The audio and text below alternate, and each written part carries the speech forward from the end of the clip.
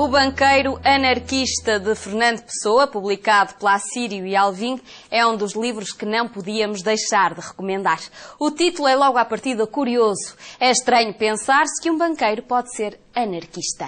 O banqueiro que Fernando Pessoa retrata nesta obra conclui que todos devem trabalhar para o mesmo fim, mas separados, de forma a não sucumbirem à pressão social, podendo tornar-se livres do dinheiro, da sua influência e força, através da aquisição da maior soma possível. Muita gente pensa que Pessoa é só o poeta, mas Pessoa deixou-nos muita prosa dispersa e hoje em livro, publicada alguma, muito pouca nos jornais e muita que ficou no espólio. Quanto ao banqueiro anarquista, Fernando Pessoa publicou este texto na revista Contemporânea em 1922, mas, como acontecia com quase todos os seus textos, não ficou contente com essa versão, que retrabalhava exatamente no ano em que a morte o surpreendeu. É uma história impressionante de inteligência, de raciocínio, diria até de humor, um humor de tipo britânico.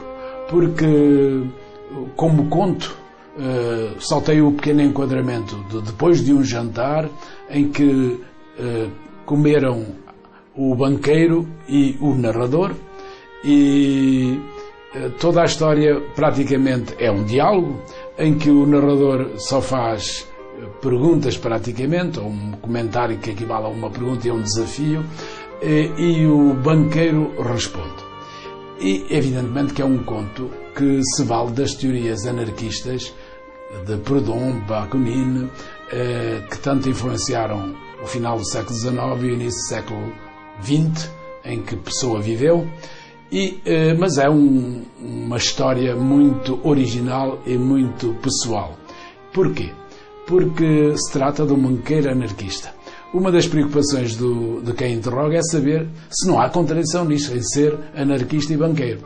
Ao que o banqueiro responde que não há nenhuma contradição e que ele sim é que é o verdadeiro anarquista, porque os outros anarquistas, o dos sindicatos e os das bombas, como ele diz, esses eram só anarquistas teóricos, ao passo que ele é teórico, ele é anarquista na teoria e na prática.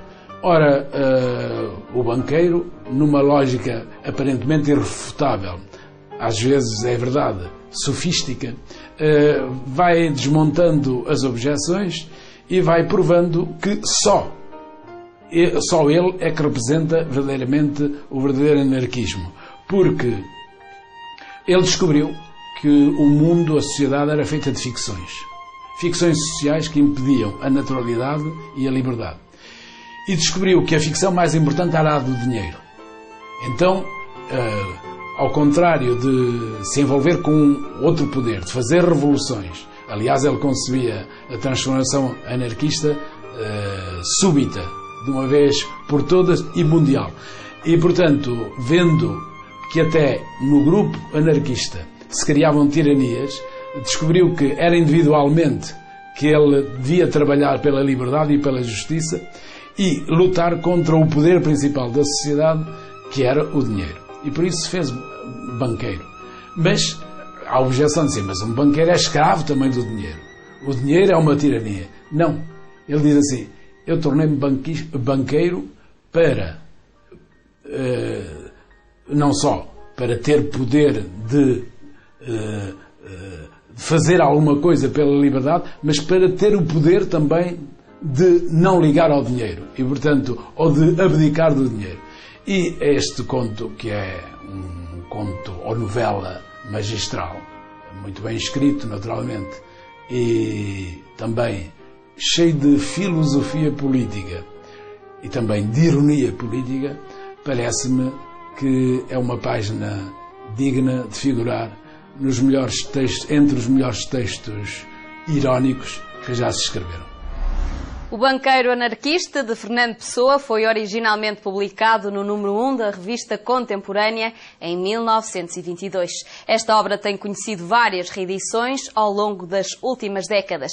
Esta edição da Assírio e Alvim, organizada por Manuela Parreira da Silva, apresenta o texto de 1922, inserindo-se em apêndice os rascunhos deixados por Fernando Pessoa, de forma a que o leitor possa conhecer o texto na íntegra. Até amanhã.